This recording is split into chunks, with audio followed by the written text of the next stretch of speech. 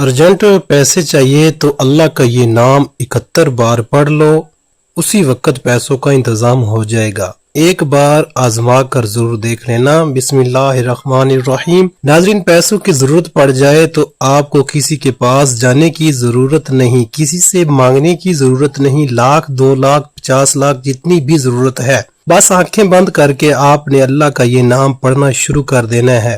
فوری طور پر آپ کے لیے غیب سے پیسوں کا انتظام ہو جائے گا۔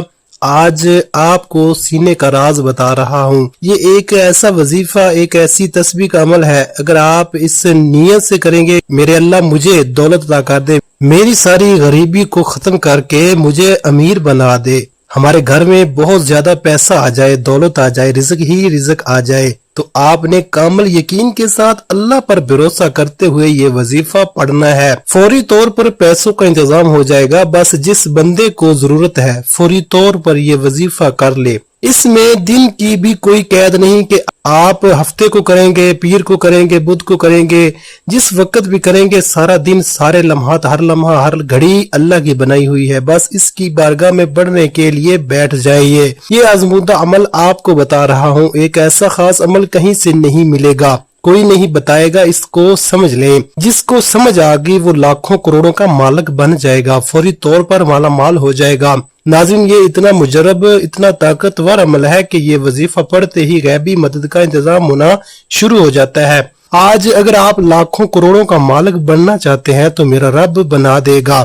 آپ کے پاس جو دولت موجود ہے اس میں برکت ہوگی، اس میں اضافہ ہوگا، ہر طرح کی آپ کی غربت، تنگ دستی، پریشانی فوراً ختم ہو جائے گی۔ آپ فوری طور پر چند دنوں کے اندر امیر ترین اور دولت مند بن جائیں گے، سارے رشتہ داروں سے بڑھ کر آپ کے پاس دولت ہوگی۔ یہ بات میں نہیں کہہ رہا، یہ اللہ والوں کا بتایا ہوا وظیفہ ہے۔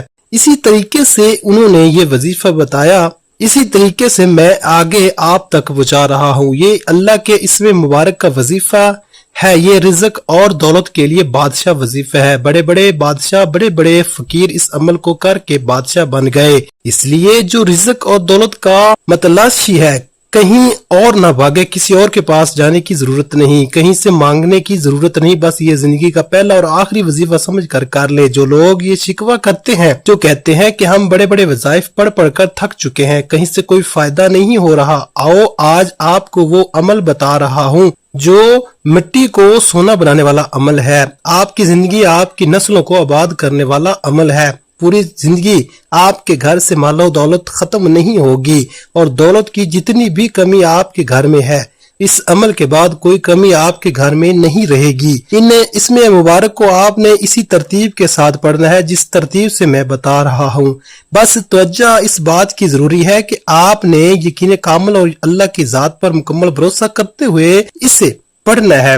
یہ وظیفہ پڑھتے ساتھ ہی فوراً ہاتھوں میں دولت آ جاتی ہے، رزق برستا ہے، دولت ہمیشہ کے لیے آپ کے عاشق ہو جاتی ہے۔ آپ کو اب دولت کے پیچھے بھاگنے کی ضرورت نہیں، بلکہ دولت خود آپ کا پیچھا کر کے، آپ کو تلاش کر کے آپ کے گھر آئے گی۔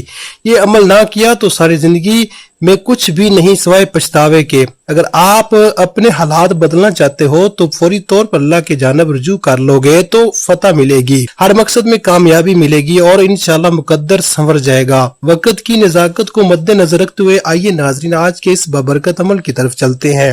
لیکن اس سے پہلے اگر آپ اس چینل پر نئے ہیں اور آپ نے ابھی تک اس چینل کو سبسکرائب نہیں کیا تو خدارہ اس چینل کو ابھی سبسکرائب کر لیں، کیونکہ ایسے بہت سے وظائف، بہت سے اعمال میں روزانہ کی بنیاد پر آپ کے حوالے کرتا رہوں گا۔ ناظرین کرام، اب عمل کیا ہے؟ کسی بھی دن، کسی بھی نماز کے بعد آپ کو جہاں جیسے وقت مل جائے، باوضو مصلی پر بیٹھ کر آپ نے سب سے پہلے نبی کریم صلی اللہ علیہ وسلم کی ذات مبارکہ پر 11 بار درود پاک پڑھنا ہے۔ درود پاک آپ کوئی سا بھی پڑھ سکتے ہیں، آپ چاہیں تو آسان اور مختصر سا درود صلی اللہ علیہ وسلم پڑھ لیں یا صلی اللہ علیہ محمد پڑھ لیں، لیکن اگر آپ کے پاس وقت ہے تو کوشش کیجئے کہ نماز والا درود یعنی درود ابراہیمی پڑھیں، کیونکہ درود ابراہیمی فضیلت کے اعتبار سے سب سے زیادہ افضل ہے۔ ہمارے پیارے آقا صلی اللہ علیہ وسلم بھی تمام درودوں میں درود ابراہیمی کو ہی سب زیادہ پسند کرتے تھے۔ درود ابراہیمی ایک بار ثواب کی نیت سے میرے ساتھ بھی پڑھیے گا، اللہم صلی علی محمد وعلی آل محمد کما صلیت علی ابراہیم وعلی آل ابراہیم انک حمید مجید اللہم بارک علی محمد وعلی آل محمد کما بارکت علی ابراہیم وعلی آل ابراہیم انک حمید مجید۔ 11 بار درود پاک پڑھنے کے بعد آپ نے سب سے پہلے اپنے مقصد کی نیت کرنی ہے۔ اگر آپ کرائے کے مکان میں رہتے ہیں، آپ اپنا ذاتی گھر خریدنا چاہتے ہیں، گھر مانگ لیجئے۔ اگر آپ گاڑی چاہتے ہیں، گاڑی مانگ لیجئے۔ آپ نے لاکھ کوشش کر لی پھر بھی آپ کو نوکری نہیں مل رہی تو نوکری کے لیے پڑھ لیجئے۔ من پسند شادی کے لیے پڑھ لیں، قرض سے نجات کے لیے پڑھ لیں، چاہے آپ کی کوئی بھی حاجت ہے اس کے لیے پڑھ لیں۔ آج نیت کر کے بیٹھنا، یہ نہ سوچنا کہ انسانی عقل کہتی ہے کہ یہ کام نہیں ہو سکتا۔ آپ کی ہر ناممکن حاجت انشاءاللہ ممکن ہو جائے گی۔ اپنے تمام مقاصد کی نیت کرنے کے بعد آپ نے ایک بار اعوذ باللہ من الشیطان الرجیم بسم اللہ الرحمن الرحیم پڑھ کر وظیفے کا آغاز کرنا ہے۔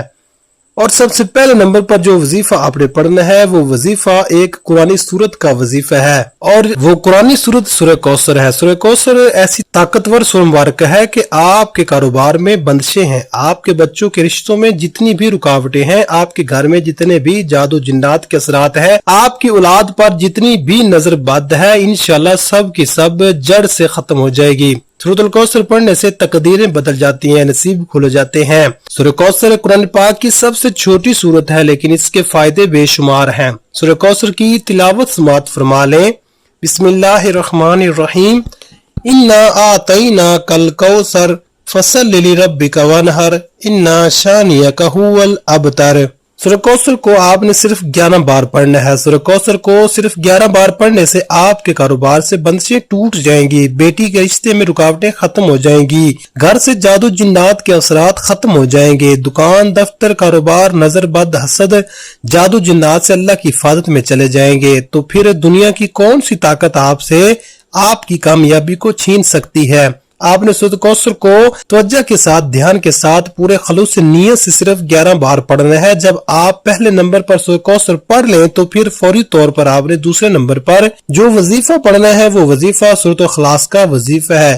یہ ایک ایسی قرآنی صورت ہے جسے پڑھنے والا اللہ کے قریب ہو جاتا ہے۔ اس صورت میں اللہ کی وحدانیت کا ذکر ہے۔ اللہ کی وحدانیت کا ذکر کرنے والا اللہ کا لاڈلا بن جاتا ہے۔